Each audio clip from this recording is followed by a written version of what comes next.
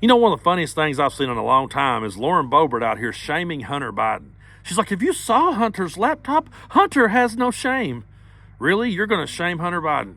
You're going to get on your moral high horse and you're going to talk morals and values and you're going to tell us how we should all live? I mean, has Lauren Boebert forgot that we all saw her at a movie theater giving a hand job to her date with children present? Does she not realize that you can just type in Lauren Boebert's family and you can read all kinds of articles and all kinds of stories about how dysfunctional they were? You can read about all the times the police got called, how that her husband exposed himself at a bowling alley, and now she's the one that wants to get up on a high horse and shame Hunter or shame anybody?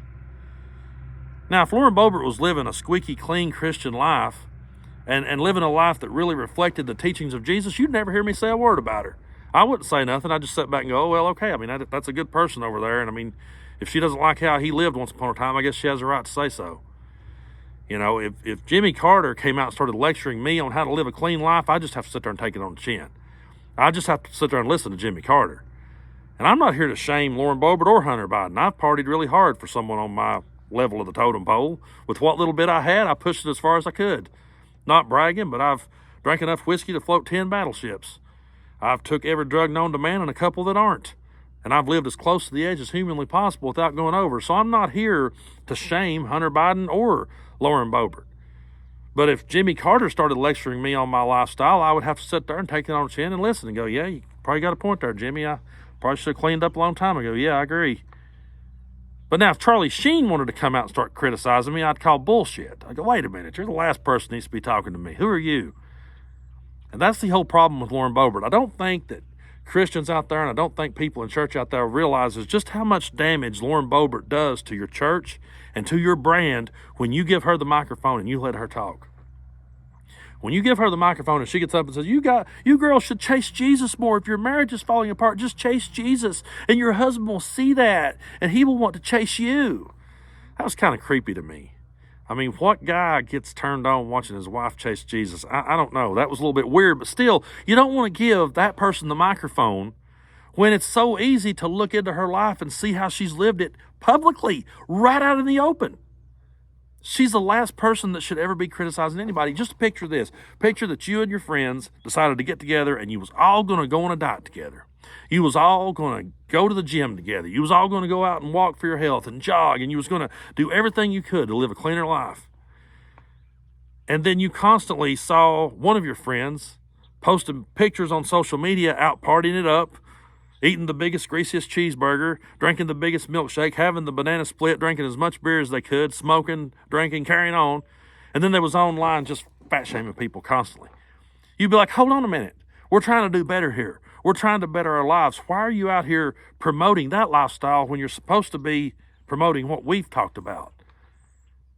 See, if you really do believe in the teachings of Jesus, and you believe this man was the son of the living God, you believe there's a God up there, he's in control of all of this, and he sent his son down here to die for your sins, and you actually believe that story, and you believe that one day that man is going to come back and he's going to rescue you and he's going to take you up in the clouds, he's going to lift you up, and you're going to get a walk with him in paradise, you're going to get to sit there, then wouldn't you want to hold the people who claims to believe in him with you to a higher standard?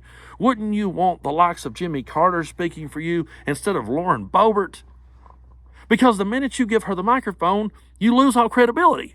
You're not going to win people over who's sitting on the fence going, yeah, I might get back into church.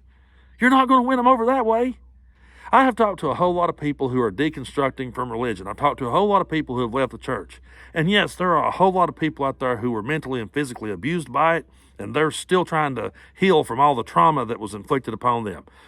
But a whole lot of the stories I hear are just people saying, you know what, I got tired of the hypocrisy. I saw how they lived. I saw how they really were. I heard what they was preaching, but the lifestyle they was living didn't reflect that, and I just got so tired of the hypocrisy. I got so tired of hearing them lecture me on how I should be living that I said, I don't want no part of that. That's why most people walks away. That's a good chunk of the reason why a whole lot of people says, you know what, I'm tired of this shit. I used to play in this dive bar in the town I lived in. It was the biggest dive bar we had. That's where everybody went when they would be going through a divorce or whatever kind of struggles they might be going through in life. That's where they went to have a few beers, take their mind off their problems, drink, party. That's where they went. At the same time, you had a the biggest church over here, the biggest mega church that we had. And a good friend of mine that owned the bar, he pointed out to me how that it was just a revolving door. How that, these people will come over here and they'll watch your band play for a few months and they'll live it up and they'll party. And then they'll go back over there to that church and they'll ask God to forgive them and they'll stay there for a while. And they'll stay there for a while until somebody pisses them off and they realize just how hypocritical they are. And then they just come back because they don't want to be associated with that. It's not atheist that is hurting Christianity. It's not liberals that are hurting Christianity. It's not the media that is hurting Christianity. It's Christians giving the likes of Lauren Boebert the microphone that is destroying the entire idea.